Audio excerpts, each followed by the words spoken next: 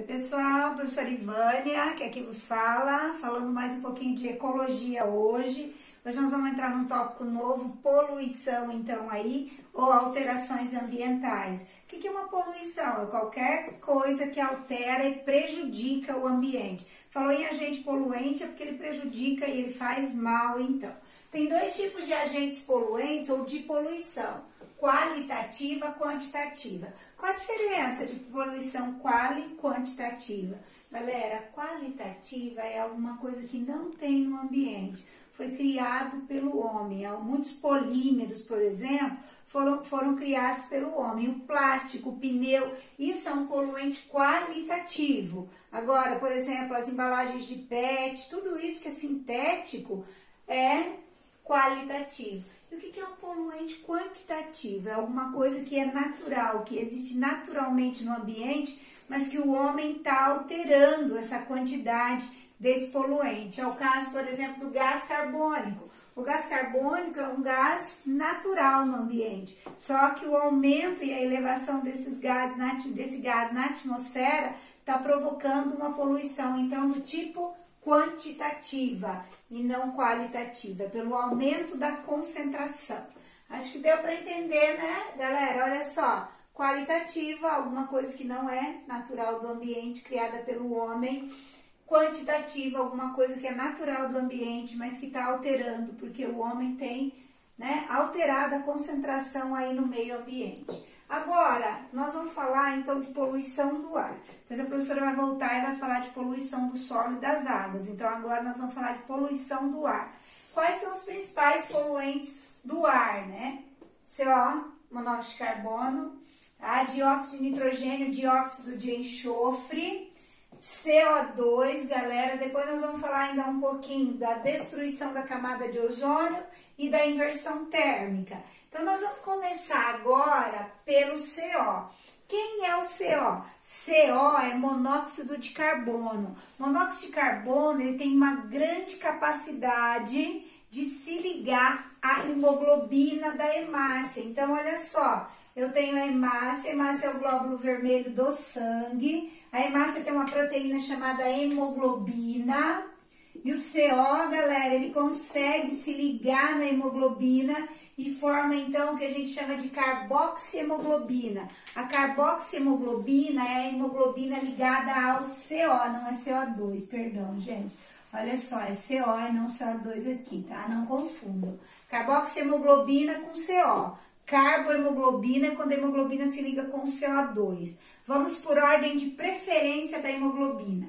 A hemoglobina se liga em primeiro lugar com CO, em segundo lugar com o oxigênio e em terceiro lugar com o CO2. Nós precisamos que a hemoglobina se ligue ao oxigênio. Se ela se ligar ao CO, ela não se liga ao oxigênio e a pessoa vai morrer de asfixia ou vai sentir uma tontura. Nas grandes cidades, os automóveis, as indústrias não liberam só CO2, liberam CO. O escape do carro mesmo libera CO. Se eu fechar um carro, fechar uma sala, uma garagem, deixar um carro ligado, a pessoa que está lá pode desmaiar. Por que ela desmaia? Pode até morrer, galera. Por quê? Porque o escape do carro libera monóxido de carbono, que vai se ligar na hemoglobina, formando a carboxihemoglobina, e vai se ligar no lugar do oxigênio. Vai faltar oxigênio na respiração, vai faltar oxigênio lá na mitocôndria, e aí então a pessoa pode desmaiar e depois pode ainda morrer de asfixia. As células entram aí em colapso. Galera, o CO é importante saber. Ele se liga na hemoglobina da hemácia no lugar do oxigênio. Então, agora, NO2, dióxido de nitrogênio, dióxido de enxofre. Galera, esses compostos, quando liberados principalmente pelas indústrias, são os chaminés das indústrias que liberam dióxido de nitrogênio, dióxido de enxofre, quando chegam na atmosfera, reagem com a água e formam ácido sulfúrico e ácido nítrico. E isso provoca a chuva ácida. A chuva, ela é naturalmente ácida. Uma chuva, ela tem pH 5 e pouco, tá? 5,2, 5,8. Então, a chuva, ela é naturalmente ácida, né? Porque pH abaixo de 7 já é para ácido. Galera, só que em alguns lugares onde há uma alta concentração desses dióxido de nitrogênio, dióxido de enxofre, que forma ácido nítrico, ácido sulfúrico, tem lugares que já choveu, nós já tivemos chuva com pH 3, né? 2,5, é quase igual chover refrigerante. Então, é muito ácida uma chuva com pH 2,5. Quais são as consequências? Às vezes vocês vão encontrar por aí que a chuva ácida, ela corrói os prédios e os carros. Galera, isso é uma característica, tudo bem, tá certo também, mas não é uma característica biológica. Ela acidifica os rios, ela acidifica o solo, acidifica as plantas, queima a folha das plantas, queima o fitoplâncton, que são a cadeia produtiva aquática, então provoca queimadura aí do fitoplâncton. Agora, então, ela traz sérias consequências. A acidez do rio pode matar os peixes, então, olha só, quem faz isso, então, chuva ácida, dióxido de nitrogênio, dióxido de enxofre, forma ácido sulfúrico, ácido nítrico, e aí, então, galera, isso quem libera? As indústrias, ok? Leva chuva ácida. Então, aqui nós vamos ter a formação da chuva ácida.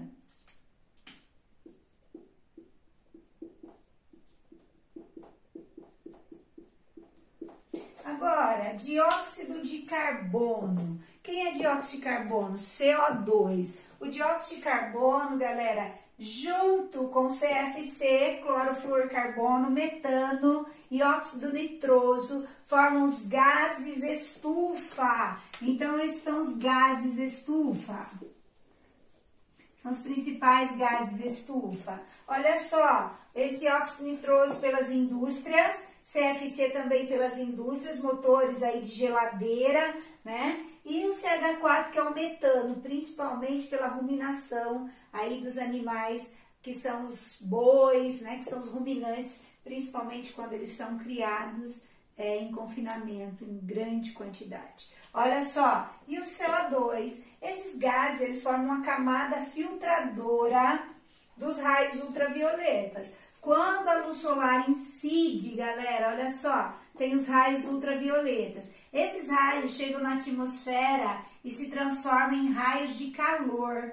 Então, eles vão se transformar em raios de calor. E uma parte desse calor, se essa camada de gases, estufa, for fina, uma grande parte desse calor bate e volta. Aí, então, galera, mas quanto mais grossa e mais espessa for a camada, ele bate e não consegue mais sair da atmosfera. E isso vai elevando a temperatura do planeta, processo chamado aquecimento global.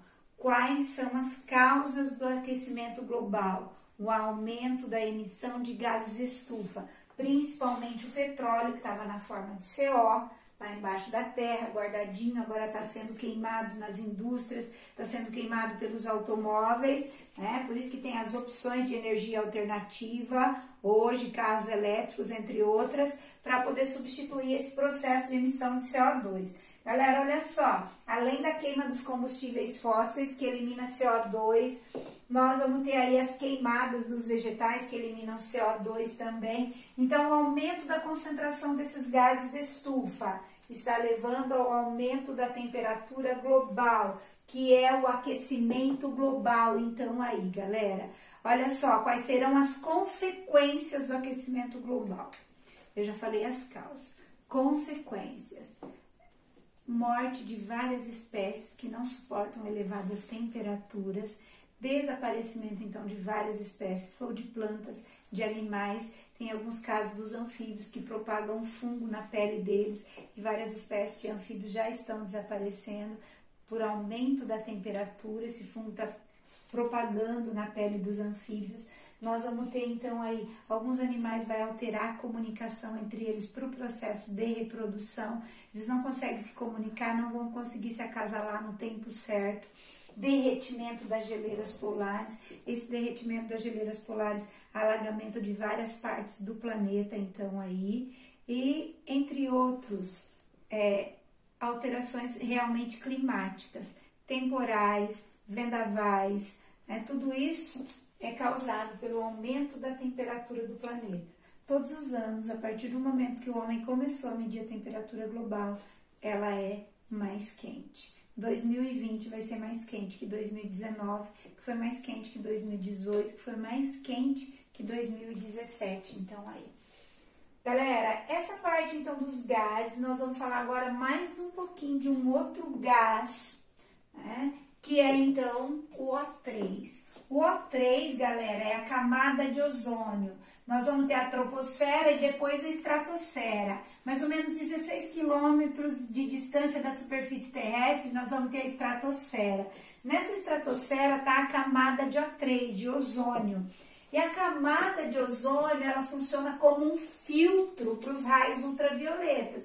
Então, na verdade, ela filtra os raios ultravioletas. Galera, ela funciona como um filtro e esse excesso de raios ultravioletas podem fazer mal para as espécies. Para nós humanos, causa câncer de pele, né? E o aumento da entrada desses raios pode aumentar o efeito estufa, mas é porque aumenta a entrada dos raios UV. Quem filtra esses raios UV? Quem filtra os raios UV é a camada de O3, de ozônio. Quem pode destruir a camada de ozônio? É o CFC, chamado gás freon ou clorofluorcarbono. Esse clorofluorcarbono, galera, tem como vilão, principalmente do carbono para volatilizar. Quando chega lá em cima, na verdade, nós vamos ter o O3, ele vai reagir com o cloro e vai formar óxido de cloro mais, galera, O2. Essa reação é mais estável. Então, O3 reage com cloro, forma óxido de cloro e O2. Quando dois óxidos de cloro se encontram, eles formam O2 e dois cloros livres. Eles podem formar isso aqui, ó. Quando dois desses se encontrarem, óxido de cloro mais óxido de cloro, eles vão formar O2 mais dois cloros livres, prontinhos para quê? Para destruir mais um O3. Aí vai formando uma reação em cadeia. Em cima da Antártida a gente tem um grande buraco aí, né, da camada de ozônio, mas que agora parece que começou a regredir por conta de precauções que os governos mundiais têm tomado, né? Foram trocadas as formas dos motores de geladeira, de ar-condicionado, de aerosóis, para eles não emitirem o CFC, que é o clorofluorcarbono. Então, aí, olha só, quais seriam as consequências da destruição da camada de O3, tá? As consequências seriam, aí, galera, um aumento do índice de câncer de pele, cegueira dos insetos polinizadores, destruição do fitoplâncton. E para fechar, então, agora, nós vamos falar um pouquinho da inversão térmica. O que é a inversão térmica, galera? Normalmente, nós temos uma camada de ar frio, fresco e quente, tá? Olha só, em determinados períodos ou épocas, a camada de ar quente, na verdade, ela é mais leve. E aí, então, ela leva os poluentes lá para cima, para a camada de ar frio.